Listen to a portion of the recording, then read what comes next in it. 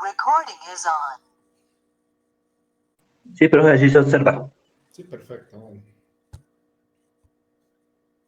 Entonces yo le quiero... Profe, qué pena, profe. Sí, Pero sí, muy importante que si la idea es escucharlo a usted, pero yo sí quiero hacer un planteamiento inicial a una opinión mía, pues, pero es rápido. Simplemente quiero decirle que nosotros, por ejemplo, personalmente, llevamos 2 años en una cantidad de incertidumbres, ¿cierto? Y yo de dónde veo una respuesta clara de lo que ustedes gestionaron desde ese sindicato. Entonces, por eso yo me uní a esta videoconferencia, porque veo hechos contundentes de ustedes que no he visto en otras partes del país. Muchísimas gracias, muy amable. perfecto, profe.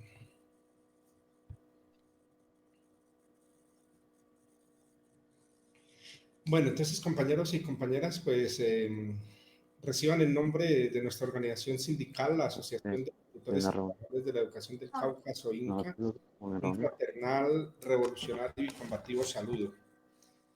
Realmente para nosotros es muy importante poder participar de estos espacios de reunión, de estas iniciativas que los mismos maestros generan, dado pues el grave problema que hoy atravesamos los maestros del 278, principalmente con esto del curso de la SDF3, pero ante todo pues prácticamente con el congelamiento de esas posibilidades de ascenso o reubicación salarial, dado que en el año 2020 pues el Estado colombiano no convocó a la cuarta corte, y así como están las cosas, si no hacemos nada en 2021 tampoco lo va a hacer.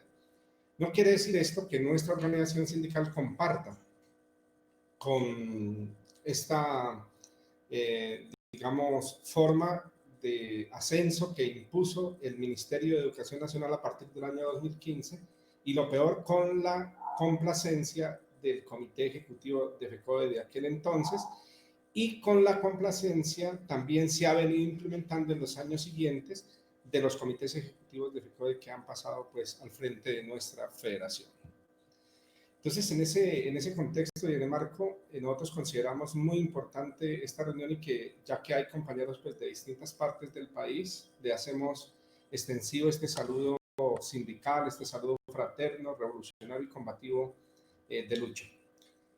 Como habíamos comentado con las personas que coordinamos esta reunión desde la semana pasada, olvidaba recordarle a la profesora Yelixa que por favor grabe esta conferencia, porque seguramente será útil para los compañeros que no lograron conectarse.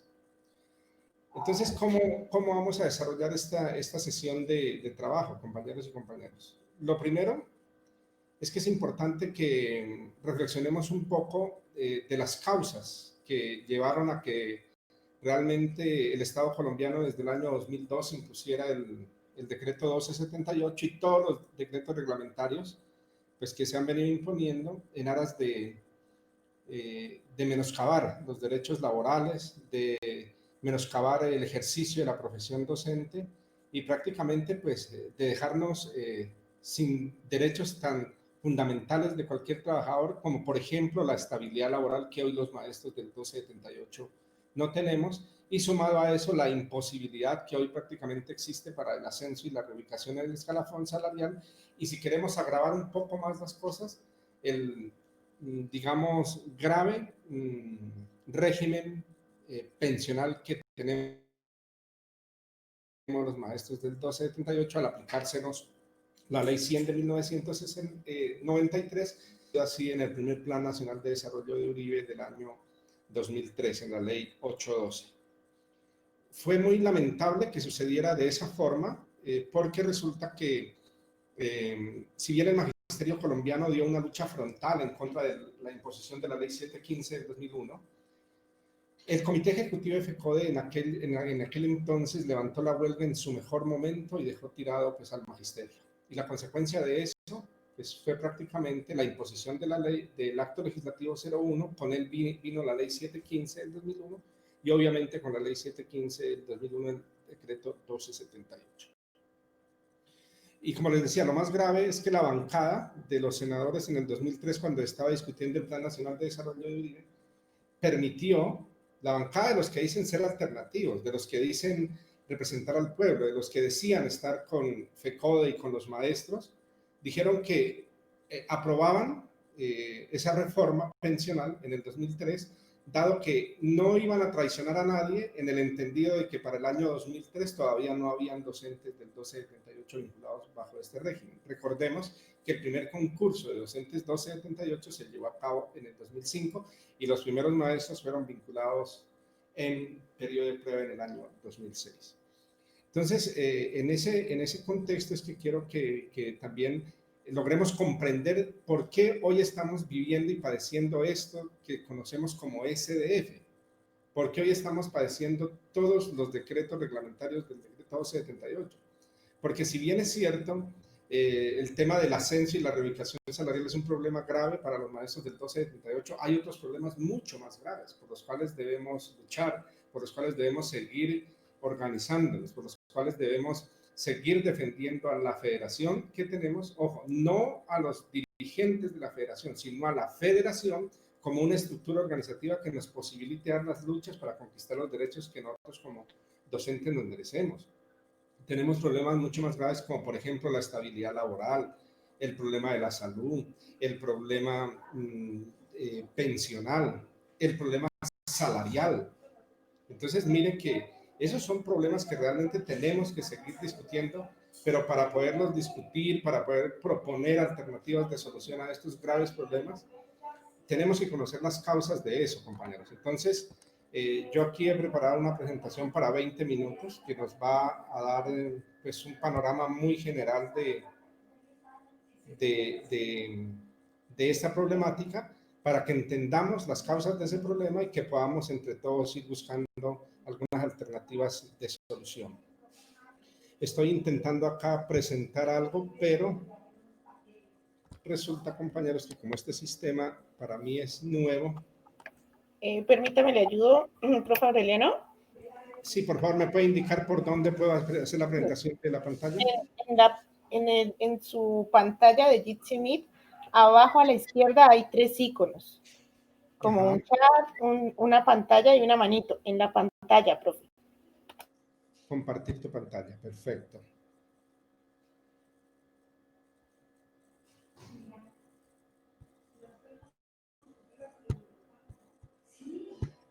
Eso. Le ruego que por favor me indique, profe, si ahí se está compartiendo.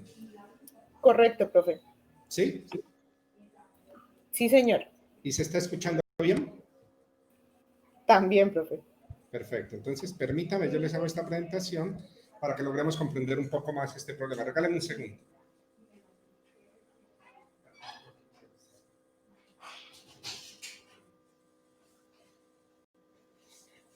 Bueno, entonces vamos a hablar de la situación actual del curso de formación de la SDF3. Entonces, creo que he olvidado presentarme para los compañeros de otros departamentos. Mi nombre es José Aureliano Guzmán. Soy el secretario de ASOINCA, que es la Asociación de Institutores y Trabajadores de la Educación del Cauca. Maestro de formación, maestro de profesión. Ejerzo la profesión docente desde hace 24 años.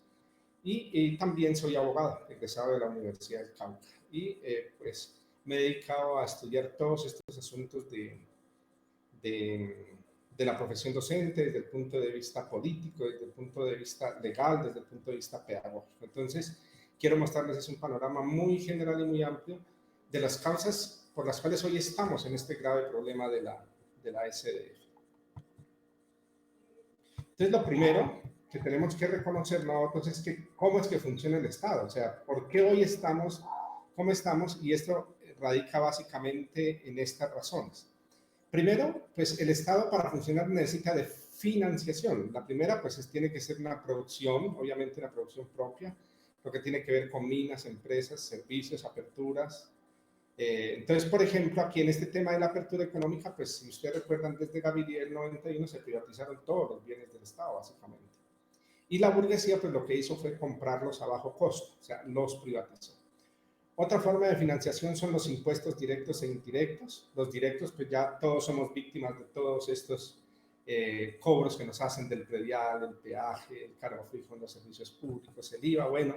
Y los indirectos en alimentos, educación, salud, los créditos que hace el país internos y externos, las concesiones para exploraciones, también otros impuestos. Y obviamente, pues, lo que se hace aquí es básicamente, pues, que el Estado pierda la soberanía y la autonomía. Es decir, que hoy la política del Estado no es una política autónoma, no es una política soberana, sino que es una política impuesta por organismos multilaterales.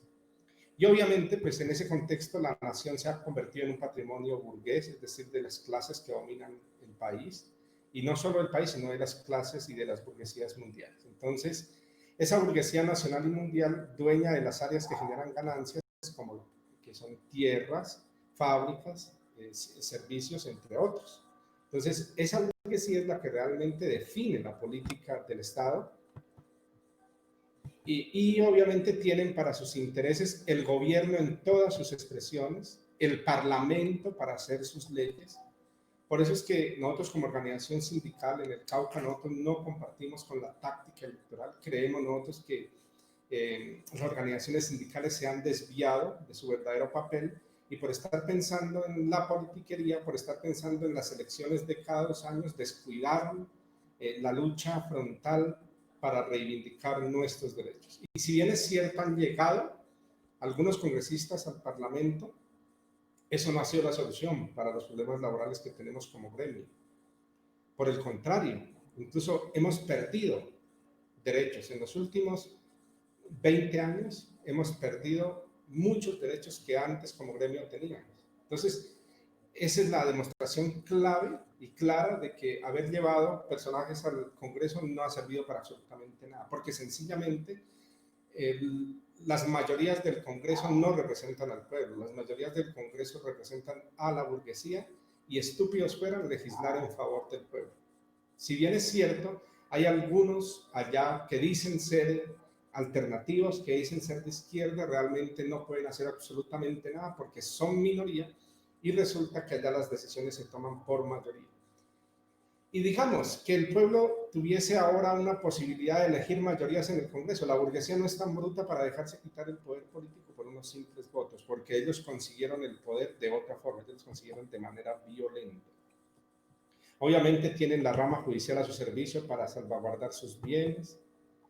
¿Y quiénes somos las víctimas de todo este andamiaje y de toda esta política? Pues obviamente los obreros, los trabajadores y los sectores populares. Entonces, ¿qué es lo que impera en Colombia? Obviamente el desempleo, la miseria. ¿Y cuál es la causa de todo eso? Pues el desconocimiento y la desorganización que tenemos como trabajadores. Entonces, ¿qué antecedentes tenemos en este contexto del decreto 878? Eso no podemos olvidarlo, compañeros, para llegar a lo que hoy sufrimos con el curso de la SDE. Y es que la deuda externa y la militarización del país obligaron a reformar la Constitución en el 2001. Les mencionaba el acto legislativo 01 que recortó los recursos para educación, salud y saneamiento. Desde FECODE se impulsó una lucha de 39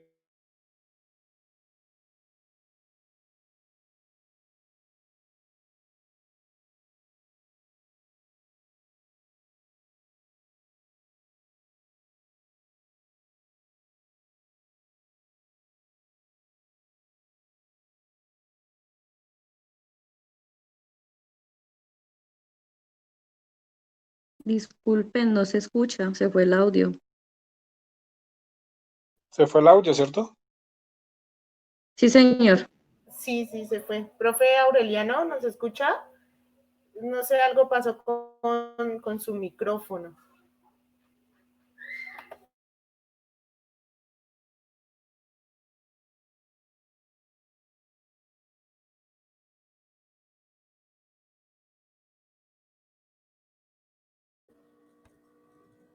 ¿Por ahí ya se escucha? Sí, señor, se había apagado. Sí, señor. ¿Por ahí están viendo la presentación nuevamente?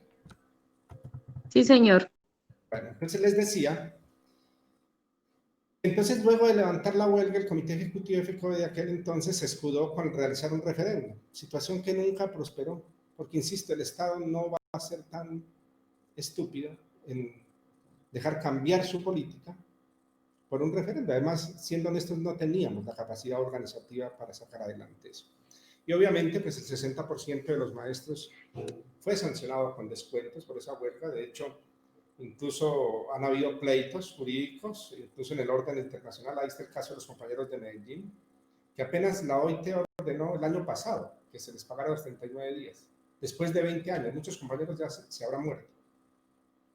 Y ni siquiera así, habiendo ordenado la OIT, hoy el Medellín, el departamento de Antioquia y el municipio de Medellín han pagado eso. Obviamente, nuestra organización sindical, utilizando la huelga como herramienta principal de lucha de los trabajadores, nosotros no levantamos la huelga. Seguimos en huelga 8 días más hasta pactar con el gobierno departamental el pago del salario. Y así fue como nosotros no permitimos y nunca hemos permitido en las huelgas que hemos desarrollado en el Cauca que se descuenten salarios a los docentes. Entonces, producto de ese acto legislativo vino la ley 715, compañeros y compañeras, que reglamentó obviamente ese acto legislativo 01 y retoma el concurso como mecanismo para el ingreso a la carrera docente. Eso ya venía establecido en la ley 115 del 94, pero la ley 715 ya lo deja, pues digamos, muy definido, y en el artículo 111 facultó al gobierno para expedir el estatuto de la profesión docente. Y dio directrices expresas sobre salario, ingreso, ascensos, estímulos, entre otros. Y en junio de 2002, el gobierno expide el decreto 1278, o conocido como Estatuto de la Profesión Docente. Entonces, ¿cómo se manifiesta todo ese proceso, profes, de la privatización de la ley 715? Obviamente, toda la educación inicial pasó a ser subcontratada, con algo que hoy se conoce como programa de 0 a 100. La educación básica pasó a ser subsidiada a través de terceros, es decir, todo el tema de la cobertura contratada, los colegios en concesión, que en todos los departamentos del país hemos vivido esa política tan criminal en contra de la educación. Se privatiza la educación, pero también, digamos, se menoscaban los derechos laborales de los trabajadores de la educación porque a los maestros les pagan lo que quieran. Se establece todo el tema de la educación media por convenios y entregada a terceros. Hasta allá todavía, digamos que eso todavía no se ha generalizado, pero está, digamos, ahí en la ley. La educación superior pasa a ser una vulgar venta de servicios. Eso sí que lo estamos viviendo hoy a la orden del día, y ahí hay un programa que es ejemplo de eso, que es lo que se llamó hasta el año pasado Serpi lo paga, y hoy Generación E. Y la flexibilización laboral y desprofesionalización de los nuevos docentes, o sea, de nosotros. Lo que pasa es que esta política se venía pensando prácticamente desde la apertura económica del 91. Digamos que toda la convulsión social que venía del 80 y el 90 como que puso un freno a eso. Sin embargo, nos impusieron todo esto en el 2001. Y los estragos de esta política los estamos viviendo prácticamente 20 años después. La imposibilidad del ascenso y la reeducación salarial que sufrimos los maestros del 1278. 2, la inestabilidad laboral. 3, el perverso régimen pensional que tenemos. Y digo perverso porque es que hoy ya estamos viendo cómo los maestros del 1278, así estén en el grado 3A, devengando 3.650.000 pesos, la liquidación de su pensión les queda en 1.200.000 pesos, para que con las deducciones les quede una pensión de 900.000 pesos. Y si la pensión es por invalidez, todavía es más miserable, eso queda por debajo de los 900.000 pesos. Entonces, la burguesía planifica sus políticas, planifica sus leyes a largo plazo. Hoy la burguesía está cosechando su invento, está cosechando su arremetida, y nosotros somos las víctimas, compañeros y compañeras. Entonces, claro, se inventó todo ese sistema de evaluación para los estudiantes con el decreto 1290, los docentes del decreto 1278 y todos sus decretos reglamentarios, y las instituciones con el decreto 2355 para tener, digamos, la excusa perfecta y la normatividad aplicable para que eso sea entregado a particulares. Digamos que el discurso del Estado siempre ha sido de que con la evaluación vamos a medir la calidad. Falso. La evaluación es el instrumento que el Estado tiene para desprestigiar la educación pública, para desprestigiar la profesión docente y tener la posibilidad, una, de entregar la educación pública a los particulares y dos, desprestigiar nuestra profesión docente para negarnos el ascenso, para negarnos la estabilidad laboral y negarnos un régimen pensional. Entonces los docentes siempre somos evaluados, ¿no? Porque es que el discurso del Estado es que los docentes le tienen miedo a la evaluación, eso no es así. Miren, desde el ingreso hay evaluación, decreto 3986 del 2006. Periodo de prueba, otra evaluación, resolución 2015 del 2005, guía 10 del Ministerio. Desempeño laboral, decreto 3782 del 2007, decreto 915 del 2016, sentencia de unificación del Consejo de Estado del 26 de febrero de 2010, directiva ministerial 26 de 2010. Y obviamente en lo que estamos ahorita, que es todo este tema de las competencias para el ascenso y la reubicación, que están en el decreto 2715 del 2009, decreto 240 de 2012 y el decreto 1657 del 2016, que fue el que reglamentó todo este tema de la evaluación con carácter diagnóstico y formativo. Y aquí nos traicionó el Comité Ejecutivo de FECODE en 2015, porque ya en 2013 y 2014, en las luchas que veníamos librando, habíamos pactado de que se iba a diseñar un mecanismo de ascenso que tuviera en cuenta la experiencia, o sea, el tiempo de servicio, que tuviese en cuenta los títulos y que tuviese en cuenta la producción académica, que son los requisitos con los cuales ascienden los compañeros del 2087. Sin embargo, el 7 de mayo de 2015, en el mejor momento de la huelga, el Comité Ejecutivo de FECODE, de espaldas al magisterio y en un acto de traición con el magisterio, negocia lo que hoy se conoce como la SDF, la ignominiosa SDF. El atropello más grande que se le puede hacer a un trabajador es que tenga que ir a presentar una prueba para decir que sí es idóneo, pero que los títulos que le dio una universidad acreditada por el Estado también son idóneos.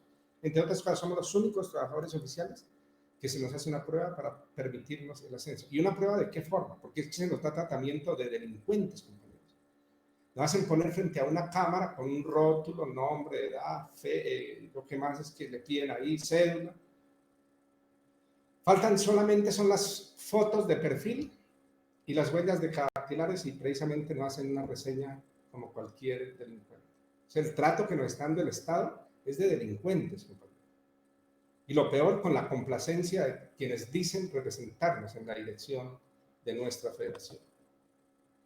¿Qué perdimos con toda esa, digamos, arremetida del Estado en contra de nuestra profesión? Obviamente, del ejercicio de la profesión docente pasamos a la desprofesionalización docente.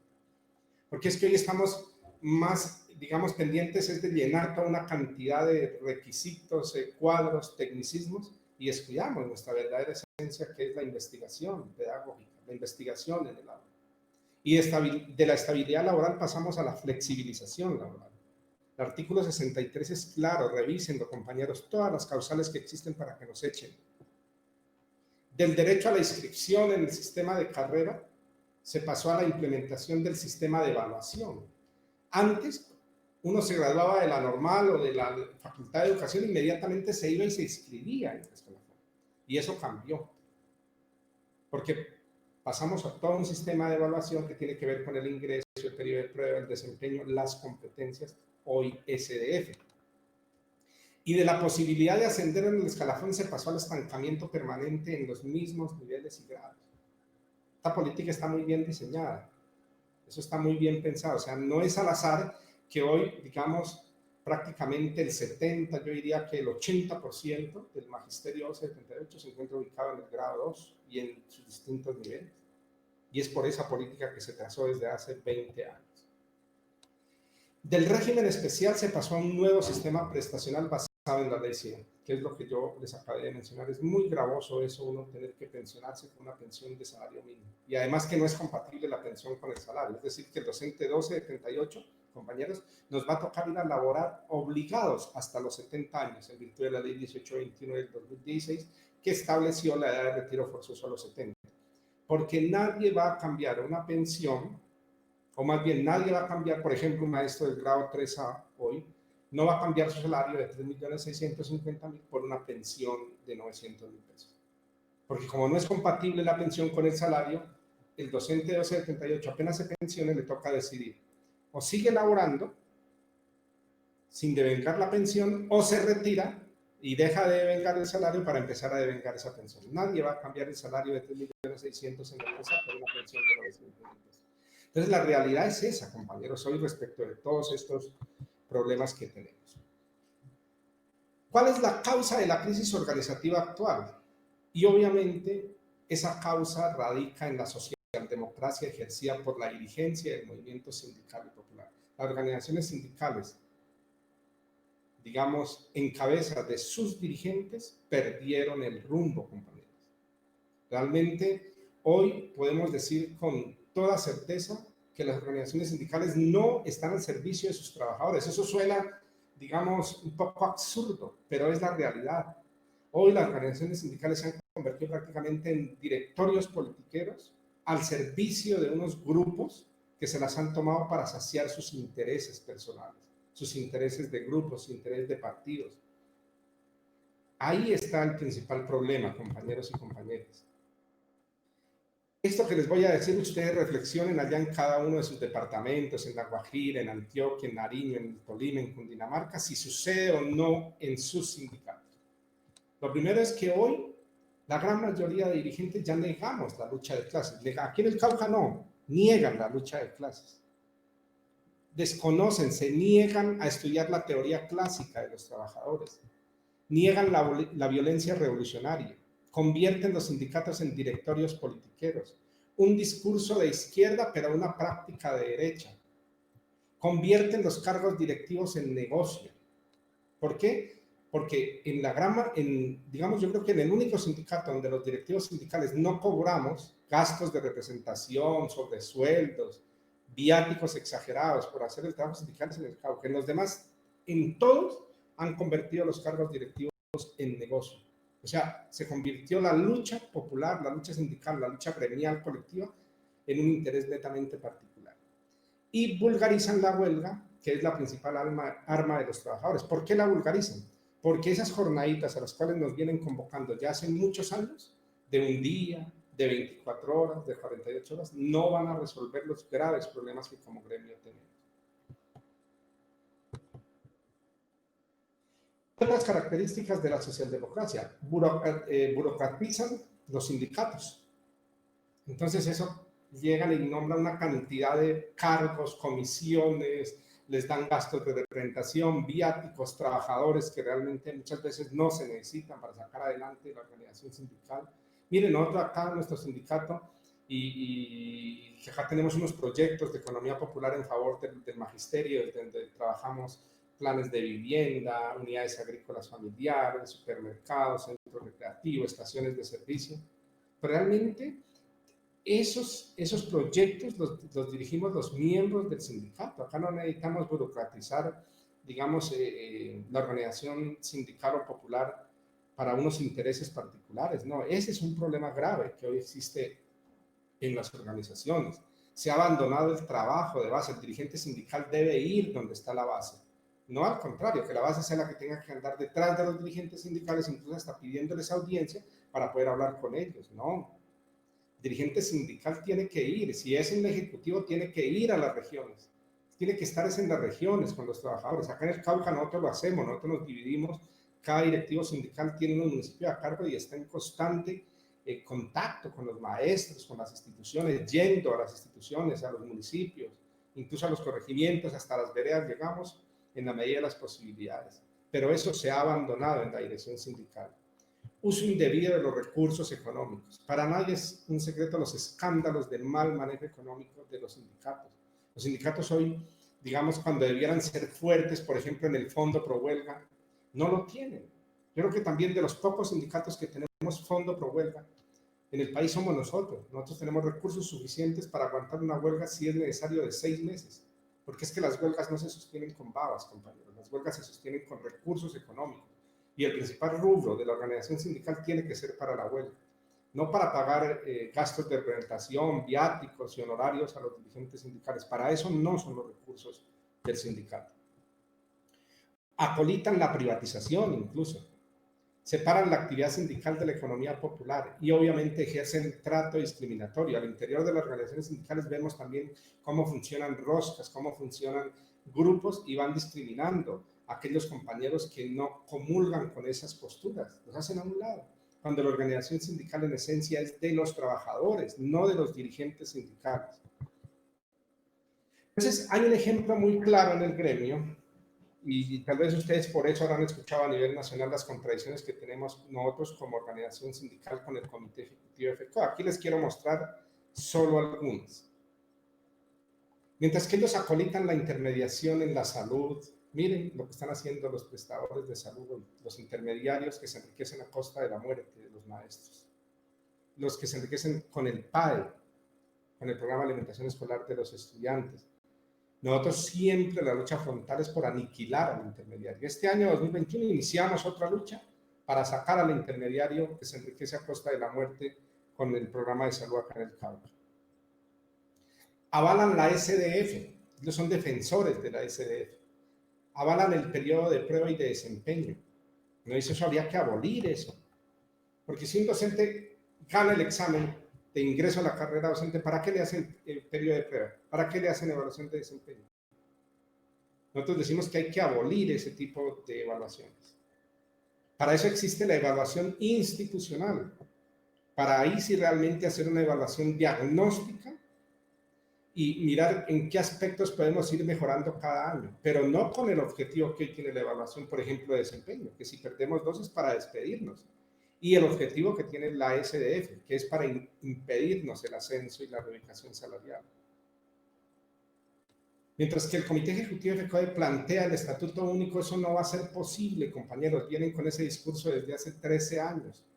Y hoy eso significa un engaño, porque hoy el Estado planea 4 estatutos, prácticamente.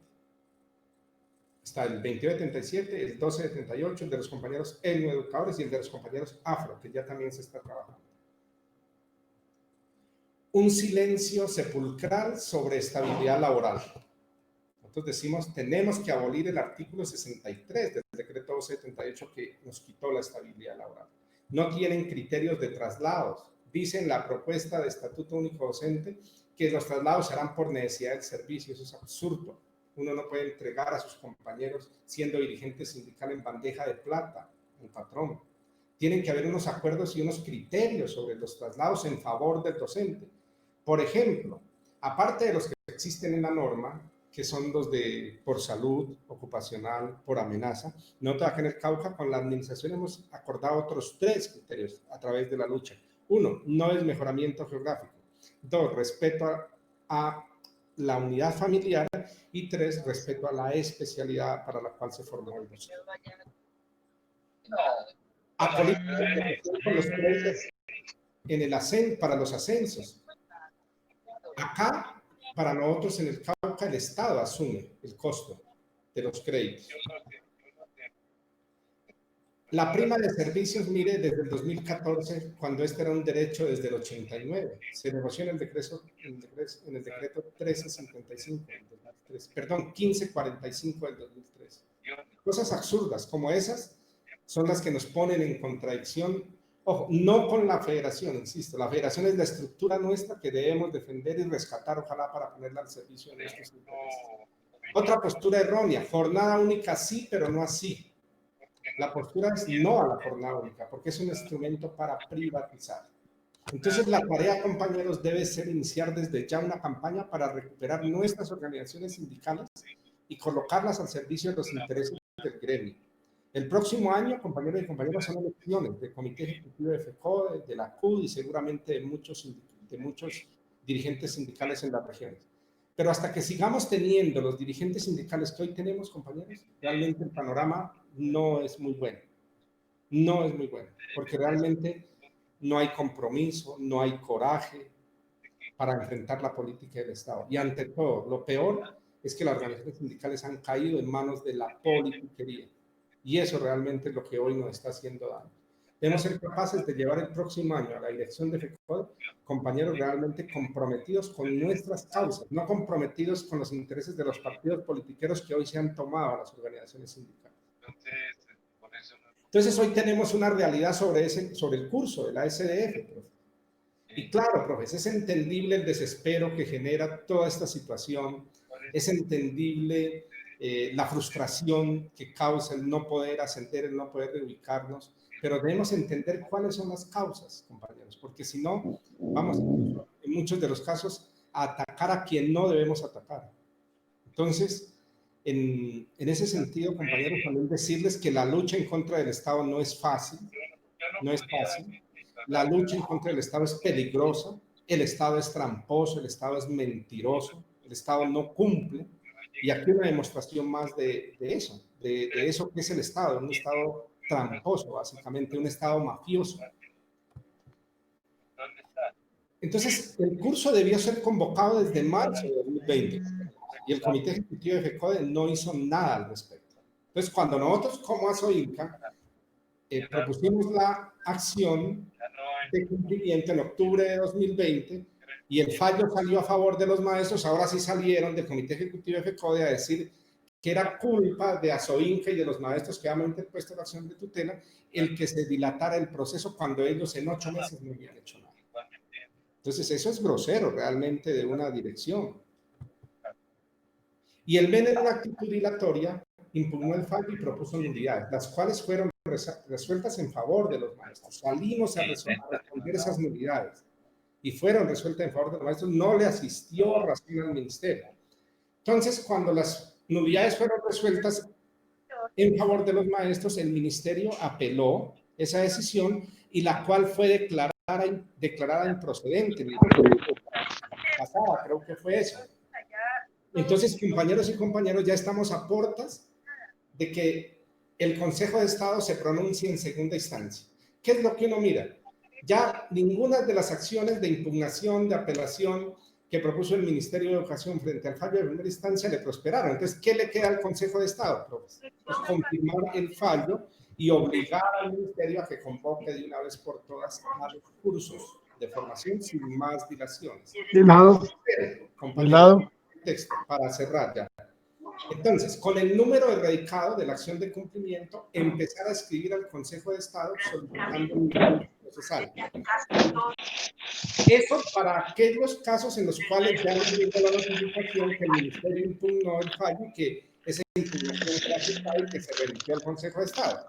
Y para aquellos que en algunos tribunales todavía ni siquiera les dan fallo de primera instancia, pues hay que erradicar la solicitud de impulso procesal ante el tribunal de cada región. Hacer campaña mediática exigiendo la convocatoria de los cursos por parte del MEN. Como eso es un acuerdo que se pactó en 2019, lo puede hacer sin esperar el fallo de segunda instancia. Aquí tenemos que usar todas las herramientas que tengamos, compañeros. Las emisoras, los departamentos del programa sindical, el Facebook, el Twitter, el Instagram, todo. Empecemos a inundar con una campaña mediática de exigencia al MEN de convocatoria a los cursos. Lo que pasa es que a veces lo hacemos pero de una manera desorganizada, lo hacemos de una manera aislada, no. Ojalá hagamos unas campañas de aquí en adelante de exigencia al MEN, busquemos los medios de comunicación para denunciar el incumplimiento del ministerio. Exigir ante el MEN la lista depurada de los 8.000 aspirantes al curso. Eso es otro motivo de zozobra porque hoy no se sabe realmente quiénes son los que quedan dentro de esa lista.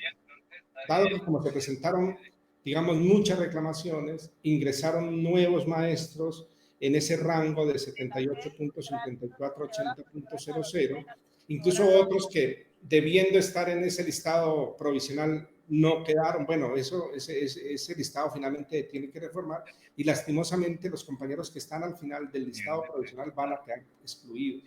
Entonces, es bueno que de una vez por todas el ministerio realmente depure esa lista y que sepamos realmente quiénes son los que van a poder acceder a la realización del curso. ¿Y qué les proponemos nosotros como organización sindical ASOINCA? Iniciemos de una vez un proceso jurídico para exigir la convocatoria a la cuarta corte, en la que puedan participar los que están a la espera del curso. Porque es que si no hacemos nada, compañeros, no va a haber convocatoria. Insisto, nosotros como organización sindical no estamos de acuerdo con esto en lo que nos metió el Comité Ejecutivo de FECODE al permitirle la implementación de la política del Estado en 2015. Yo los invito a los que son juiciosos, lean el informe de la Fundación Compartir del 2014 y todo lo que ordenó la OCDE desde el 2014 fue lo que quedó en lo que hoy conocemos como SDF, que es la evaluación con carácter diagnóstico y formativa, que de diagnóstica y de formativa no tiene absolutamente nada. Entonces, compañeros, eso es lo que queríamos compartir con ustedes. Quisiéramos abrir un espacio de pronto para preguntas, para propuestas, para inquietudes, de tal forma que poco a poco pues vayamos consolidando este ejercicio y sigamos avanzando en esta lucha. No es fácil, compañeros, no es fácil esta lucha, porque luchamos en contra del Estado y pareciera ser que estamos luchando en contra de una dirigencia que es inconsecuente con nuestros intereses. Muchas gracias por este espacio y que ojalá podamos seguir construyendo juntos, compañeros y compañeras. No lo logro entender. ¿Cómo, señora? Entonces, yo le ruego a la profesora Nidia a ver si nos ayuda a moderar la participación de los compañeros. Vale, ok, profe. Bueno, compañeros y compañeras, entonces, para el espacio de preguntas, entonces, en el chat para poderles dar la palabra, ¿vale? Pero usted también por eso es que eso es lo que a mí me tiene, porque yo colaboro, gracias porque ya les colaboro. Lo que pasa es que yo tengo 61 Profes, ¿nos están escuchando? Sí se escucha. Sí, se escucha. Vale, damos la palabra, profes, entonces, en el chat para preguntas para que el profe Aureliano nos haga el favor de orientarnos.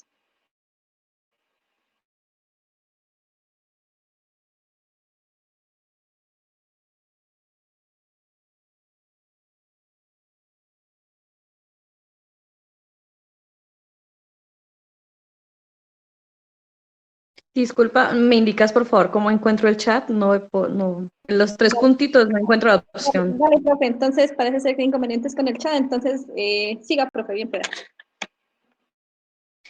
No, profe, básicamente era agradecer la gestión del compañero Aureliano, muy clara como siempre su exposición. Entonces, no sé si me confundí, el paso a seguir entonces es de alguna manera exigir el listado final como para tener un orden y saber concretamente quiénes somos los que realmente quedamos y los que no. Si no me equivoco. Gracias.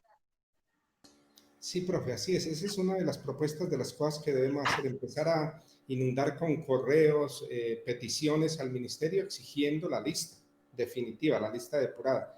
Pero otras tareas que proponemos es iniciar toda una campaña mediática de exigencia al ministerio respecto de que cumpla con los cursos y con el radicado de la acción de cumplimiento empezar a escribir al Consejo de Estado solicitando un impulso procesal, o sea, para que el Consejo de Estado se pronuncie en segunda instancia rápido. Ya está a punto de hacerlo, pero si le mandamos por ahí unos mensajitos, es posible que nos escuchen y el fallo salga, porque ya no hay razón a que el fallo de primera instancia no se confirme. Muchas gracias, profesor, muy amable.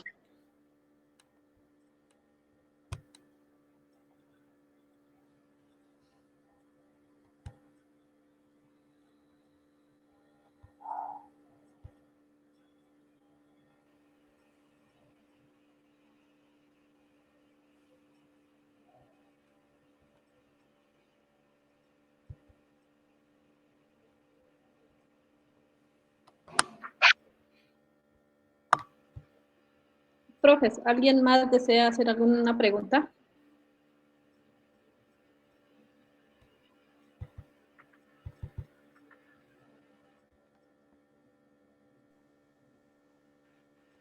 Profe Aureliano, en el grupo hay una pregunta que dice, los profes que, digamos, apenas están enterándose del proceso, que no han hecho ningún tipo de acción de cumplimiento, entonces preguntan que si ellos deben iniciar también a hacer las acciones de cumplimiento o en qué parte del proceso se unen a los que ya lo hemos iniciado.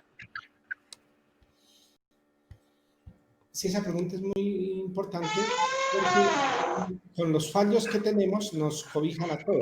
Ya no es necesario iniciar una acción de cumplimiento nueva por ese tema. Sí, necesitamos que nos ayuden a interponer las acciones ahora para exigir la convocatoria a la cuarta corte. Ahí sí ya podemos participar masivamente todos. Pero como el fallo de acá no fue solo favoreciendo a quienes interpusieron la acción, sino que le ordena al ministerio convoque a los cursos, ese fallo nos sirve para todos los 8.000 docentes del país.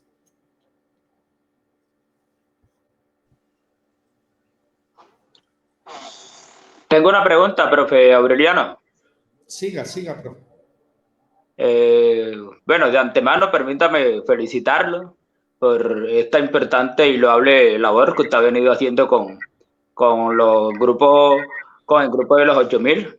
De verdad que usted ha demostrado ser un líder sindical realmente transparente, muy solidario y altruista con nuestro grupo. De mi parte, reciba mi más sincero agradecimiento, profe. La pregunta es la siguiente.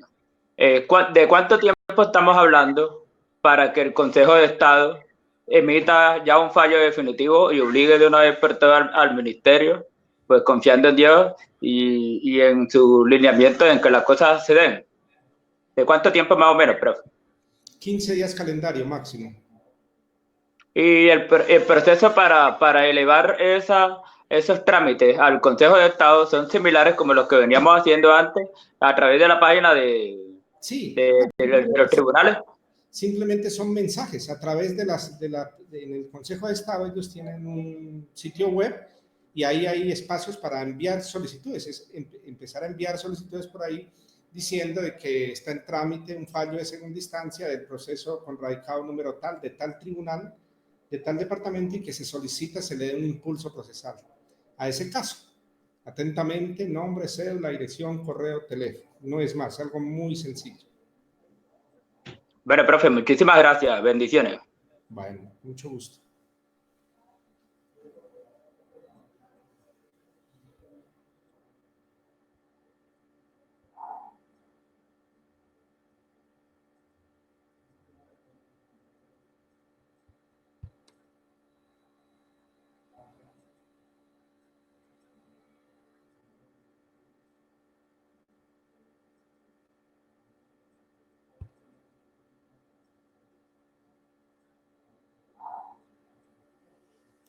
Entonces, profe Nidia, parece ser que no hay más participantes, entonces para que cierre la reunión, profe, y estaremos prestos en cuanto sepamos nuevas noticias respecto al proceso, pues a convocarlos a una nueva sesión de trabajo, compañeros y compañeras. De mi parte, yo les agradezco infinitamente por haberme invitado a esta sesión de trabajo y seguimos en esta lucha incansable por la reivindicación de los derechos del gremio y del pueblo colombiano en su conjunto. Que pasen muy buena tarde y un abrazo fraterno desde Soinque en el departamento del Cauca. Claro que sí, profe, muchísimas gracias. Me tomo el atrevimiento pues, de darle las gracias en nombre de todos los compañeros que han estado acá muy atentos a la reunión, y por el grupo sé que hay personas que por alguna situación no se pudieron conectar, le hacemos llegar la grabación. Muchas gracias, profe Aureliano, siempre con su compromiso y su claridad, e invitarte a los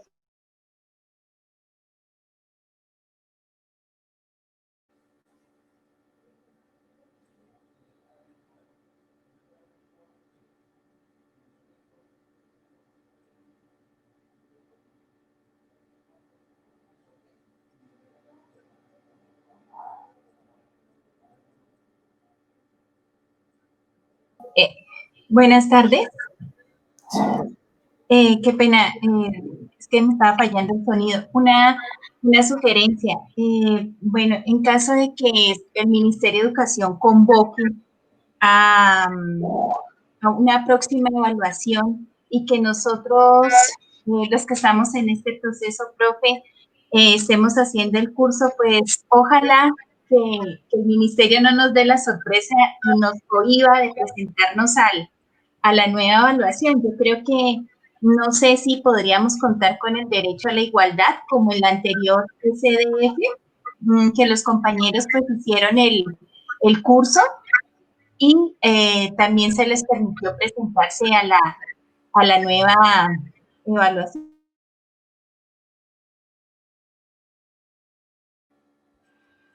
Sí, precisamente cuando hagamos la lucha para que se convoque la cuarta corte, ese debe ser un criterio. Entre otras cosas, porque como usted bien lo dice, en la tercera corte así se hizo.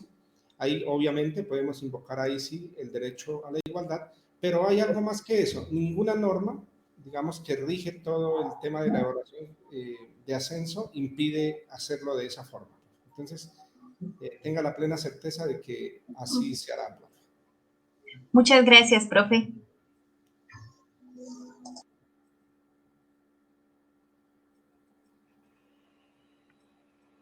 Bueno, entonces parece que no hay más compañeros. Entonces, profe Aureliano, reiterarle el agradecimiento. Compañeros, necesitamos trabajar unidos. No, la lucha es contra el Estado, no entre nosotros. Entonces, mil gracias, profe Aureliano, por su colaboración, por su claridad, y estamos pendientes a ver cómo sigue el proceso. Muchas gracias, profe. Que pase muy buena tarde. Muchas gracias.